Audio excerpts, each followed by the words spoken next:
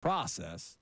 We know that Dallas Goedert, very likely. Bryce Huff has been mentioned by reporters. And then, of course, could a guy like Jahan Dotson be on the move?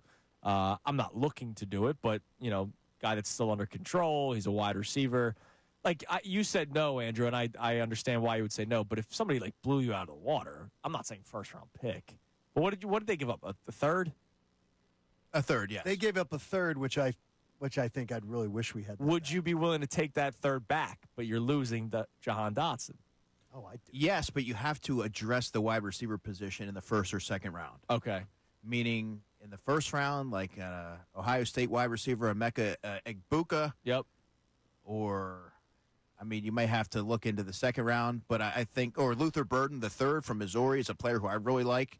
He'd be a really good fit in the Eagles' offense. So that would be it would be like DeAndre Swift with the Lions. When they drafted Gibbs, they're like, all right, so somebody's got to go. And they moved on from DeAndre Swift. So we could find out. If they draft somebody the first or second round, that could also tell you what they might end up doing. Exactly. But I don't think they can afford to bank on a day 3 option giving you the same output. Right. Versus a full offseason of Jahan Dotson acclimating and getting more reps with Jalen Hurts and so on. Because they have to be able to, especially with Dallas Goedert. Then you're completely – you're banking on A.J. and Devontae shouldering your passing attack with no other complementary pieces. So Bryce Huff, you seem to want him to stay.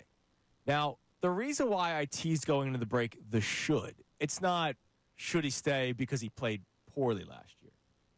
Do you get the sense, you're in the locker room, so this is why I'm asking you, do you get any sort of sense, or have you gotten a sense that he was upset with the not dressing of the Super Bowl? Did that do anything to him? Some guys might take that as all right, I'll show them next year. Some guys might take that as, screw you, dude. Do you have any sort of sense on how he reacted with that decision? I did. I sat down with him. It was the last media availability before the Super Bowl. So It must have been that Thursday leading up to the game. And I was just trying to, I've talked to him throughout the season, but I wanted to get a sense for what he made of his first season in Philadelphia. What were his takeaways? Did he learn anything about himself? And for him, you could tell that he wasn't happy with the way things went, and nor should any competitor be, because when you go to a new city with elevated expectations, your team is about to play in the Super Bowl, and you don't know what your role is going to be. Yeah, of course you're going to be disappointed. He even told me, he goes, "I'm not sure how much I'm going to play in this game, but I know that I'm better than what I've shown." So I think that it really should be taking into consideration the drastic departure of the systems from when he was with the Jets to the Eagles. What he's being asked to do, drop more in coverage, and not purely just be a pass rusher. Yeah. Sometimes that acclimation is a little bit more steep than some may be led to believe, and it takes players a little bit more time to get up to speed. The Eagles don't believe that the story has been written on Bryce Huff, nor do I. Okay. And I think that to make that determination this early, without a full offseason, without seeing how he returns from OTAs, I think that's malpractice. You think good energy, though? What's that? Positive energy. He's a positive energy guy. He seems to be well-liked amongst his teammates.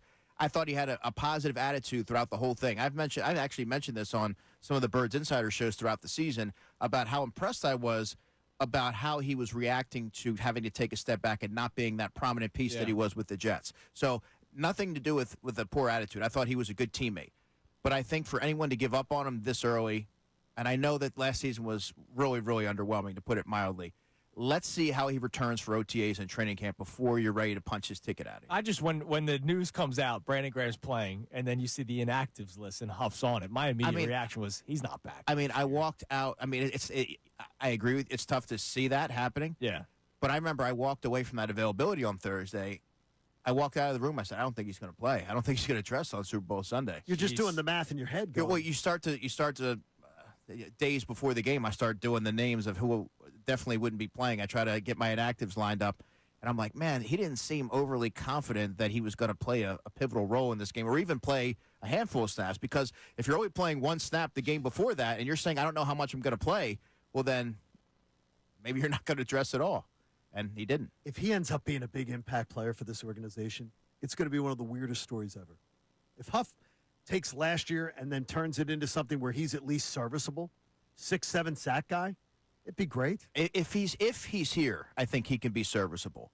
But I don't want anybody to be short-sighted here because he was one of the he was the cream of the crop last offseason when free agent pass rushers were he was at the top of the list. There were a lot of teams that wanted his services, and in Philadelphia got him. Didn't look too promising in year one. We'll see what happens in the coming months. All right, what do we have on the text line, Connor? And I just saw something on social media. A very random question that I will ask you in the next segment. All right. I'm very excited for it. We have a deep draft question for Andrew. Say this is why we have him. Well, it's not even a deep draft question. It's deeper than the draft. Uh-oh. This texter, John from Haddon Heights, says, I think one very underrated skill of Howie's is identifying productive undrafted free agents.